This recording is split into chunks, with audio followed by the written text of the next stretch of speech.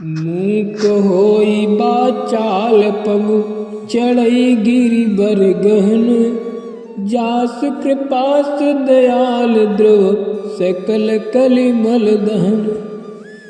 जिनकी कृपा से गूंगा बहुत सुंदर बोलने वाला हो जाता है और लंगड़ा लूला दुर्गम पहाड़ पर चढ़ जाता है, वे कलयुग के सब पापों को जला डालने वाले दयालु भगवान मुझ पर द्रवित हों अथवा दया करें।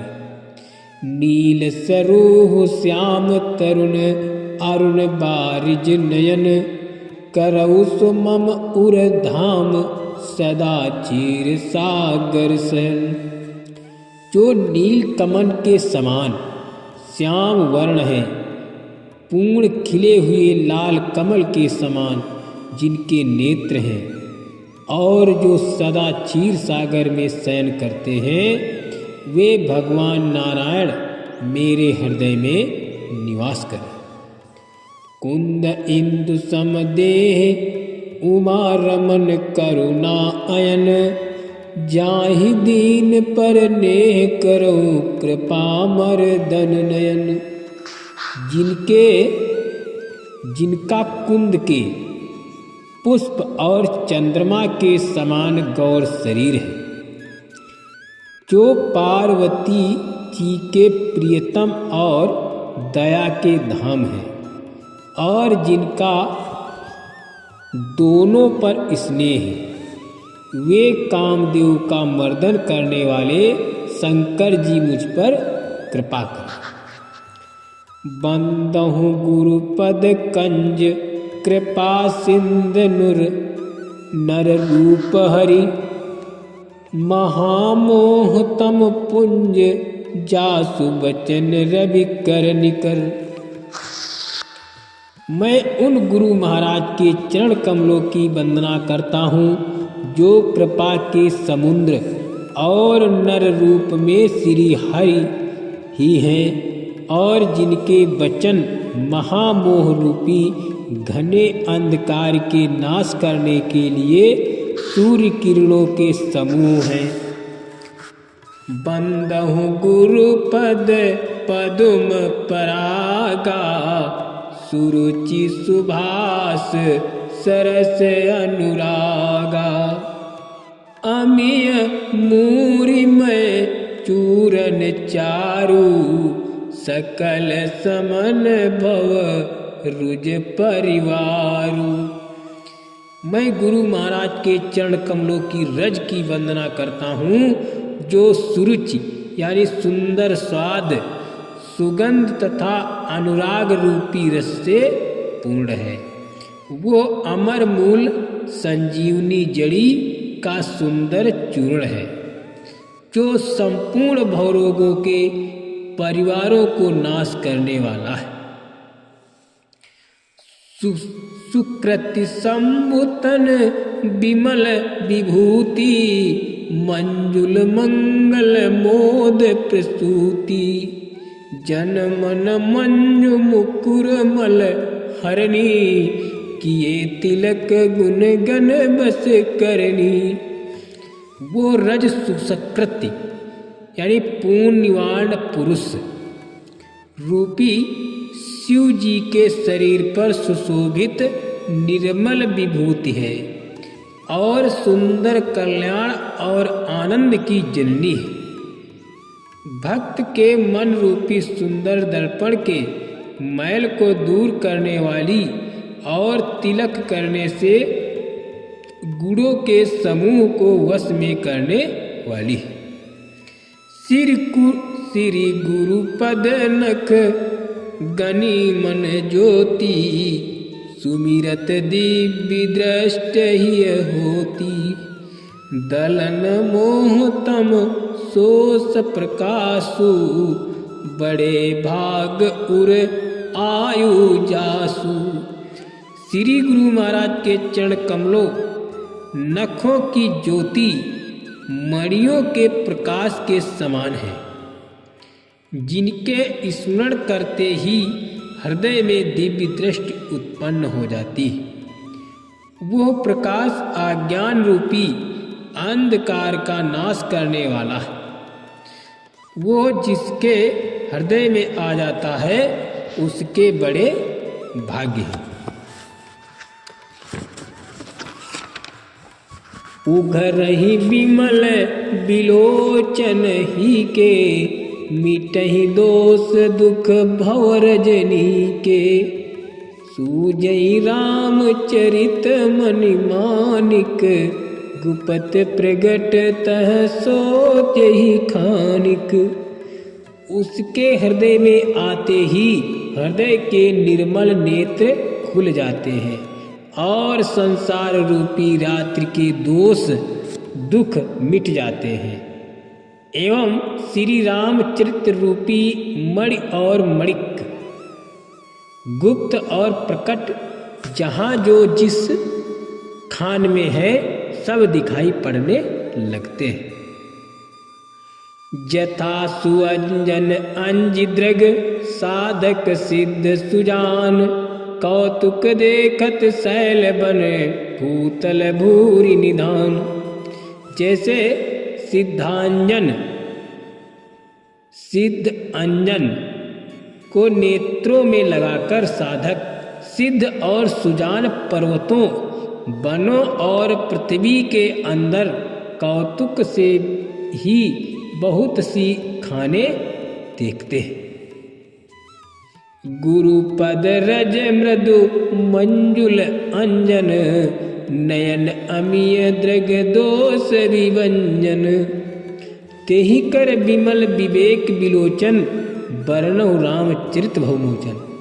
श्री गुरु महाराज के चरणों की रज कोमल और सुंदर नयनामृत अंजन है, जो नेत्रों के दोषों को नाश करने वाला है। उस अंजन से विवेक रूपी नेत्रों को निर्मल करके मैं संसार रूपी बंधन छुड़ाने वाले श्री रामचरित का वर्णन करता हूँ। बंदहु प्रथम महिषुर चरणा, मोह जनित संशय सब हरणा। सुजन समाज सकल गुणखानी, करहु प्रणाम सप्रेम सुबानी। पहले पृथ्वी के देवता ब्राह्मणों के चरणों की वंदना करता हूँ, जो अज्ञान से उत्पन्न सब संदेहों को हरने वाले। फिर सब गुणों की खान संत समाज को प्रेम सहित सुंदर वाणी से प्रणाम करता हूँ। साधु चरित शुभ चरित कपासु, निरस विशद गुणमय फल जासु। जो सही दुख परिछिद्र दुरावा, वंदनीय जय जग जस पावा। संतों का चरित्र कपास के चरित्र यानी जीवन के समान शुभ है, जिसका फल नीरस विशद और गुणमय होता है। कपास की तोड़ी यानी नीरस होती है। संत चरित्र में भी विषय शक्ति नहीं, इससे वो भी नीरस है। कपास उज्जवल होता है, संत का हृदय भी अज्ञान और पाप रूपी अंधकार से रहित होता है, इसलिए वो विशद है और कपास में गुण होते हैं। इसी प्रकार संत का चरित्र भी सद्गुणों का भंडार होता है, इसलिए वो गुणमय है।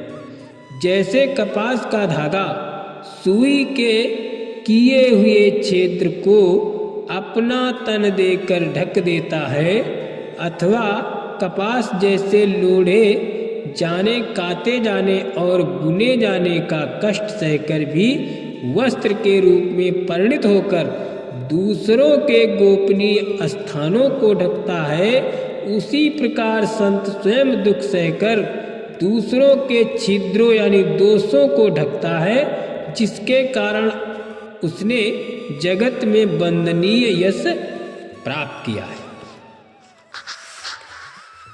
मूंद मंगलमय संत समाजू, जो जग जंगम तीरथ राजू। राम भक्ति जह सुर सरि धारा, सरसई ब्रह्म विचारे प्रचारा।